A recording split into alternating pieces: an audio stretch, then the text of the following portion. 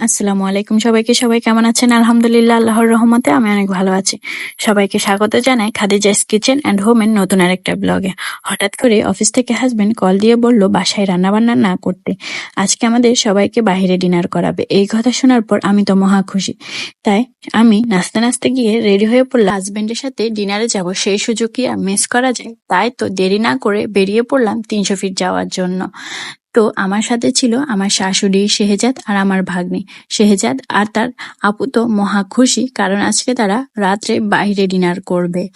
আর আমরা যখন বাসা থেকে বের হচ্ছিলাম তখন রাত প্রায় 10টা বাজে, কারণ আমার হাজবেন্ড অফিস থেকে এসে তারপর আমাদের সবাইকে নিয়ে 300 ফিট যাচ্ছে।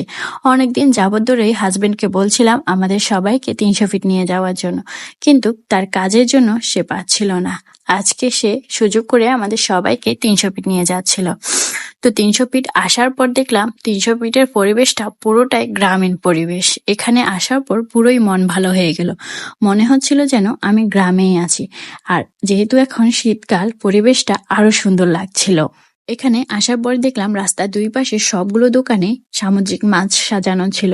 তো আমরা মূলত এখানে এসেছিলাম হাঁস খাওয়ার জন্য, কিন্তু এই সুন্দর সুন্দর সামুদ্রিক মাছগুলো দেখার পর আমরা আজকে সবাই সিদ্ধান্ত নিলাম আজকে আমরা মাছের বারবিকিউ খাবো। আর তার জন্য আমরা চলে গেলাম কলাপাতা রেস্টুরেন্টে। এরপর রেস্টুরেন্টের সামনে দেখলাম অনেক ধরনের সামুদ্রিক মাছ সাজানো ছিল।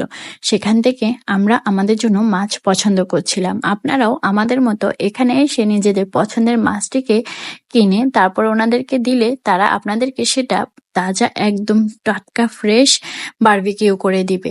এখানে আপনারা আপনাদের পছন্দ অনুযায়ী মাছটাকে দামাদামি করে কিনতে পারবেন। তো আমরাও আমাদের পছন্দের মাছটাকে কিনে তারপর ওনাদেরকে দিলাম। এরপর আমরা রেস্টুরেন্টের ভিতরে হেঁটে ঘুরে ঘুরে দেখছিলাম, আর আমার ভাগ্নেকে দেখুন, সে তো খুশিতে নাচছিল। এরপর আমরা ঘুরতে ঘুরতেই দেখি রেস্টুরেন্টের সামনে অনেক রকমের খাবার সাজানো ছিল, আর এগুলো সবই ছিল চিকেন। এগুলো দেখার পর আমার তো পুরোই জিভে পানি চলে আসলো। আর এখানে দেখলাম একটা লোক কি অদ্ভুত ধরনের এক রুটি বানাচ্ছে। এই রুটিটার নাম আবার রেখেছে রুমালি রুটি। মূলত 300 ফিট বিখ্যাত হওয়ার কারণ হচ্ছে গিয়ে হাঁস রান্না আর সামুদ্রিক মাছ। তার সাথে আরো একটা ছিল, সেটা হচ্ছে এই রুমালি রুটি।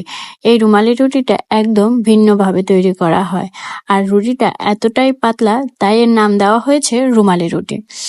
এরপর আমরা ঘোরাঘুরি করার পর আমাদের ক্ষুধা লেগে গেছে, তাই আমরা কিছু কাবাব অর্ডার দিলাম। আর এই কাবাবগুলোর নাম ছিল বটি কাবাব। কি অদ্ভুত নাম, তাই না? বটি কাবাব। আপনাদের মতন আমিও প্রথমবার শুনলাম এই কাবাবের নাম বটি কাবাব। জীবনে যে কত রকমের কাবাব দেখেছি, আর এই প্রথমবার দেখলাম বটি কাবাব। আর এটাই হচ্ছে এই 300 ফিটের রান্নার জায়গা। আপনারা এখানে নিজেদের চোখের সামনেই দেখবেন ওনারা কিভাবে স্বাস্থ্যকরভাবে আপনার রান্নাটা তৈরি করে দেয়। তো আমরা ঘোরাঘুরি করে বাকি খাবার খেতে খেতে আমাদের সেই বিশাল আকারের মাছটা বারবিকিউ হয়ে গেছে। আর মাছটা এতটা স্পাইসি আর এতটা মজা ছিল বলে বোঝাতে পারবো না। অনেকেই 300 ফিট আসে হাঁস রান্না খাওয়ার জন্য। আমি বলবো হাঁস রান্না তো প্রায় সময় বাড়িতে খেয়ে থাকেন, কিন্তু একবার হলেও 300 ফিটের এই কোরাল মাছের বারবিকিউটা খেয়ে দেখবেন। একদমই অন্যরকম আর অনেক মজার ছিল। আমি প্রথমবার এত মজার একটা বারবিকিউ খেয়েছি। যাই হোক, আমাদের খাওয়া দাওয়া ঘোরাফেরা সবই শেষ। এখন আমরা বাসায় চলে যাব। যেহেতু এখন শীতকাল, তাই রাত বাড়ার সাথে সাথে শীতও বেড়ে গেছে।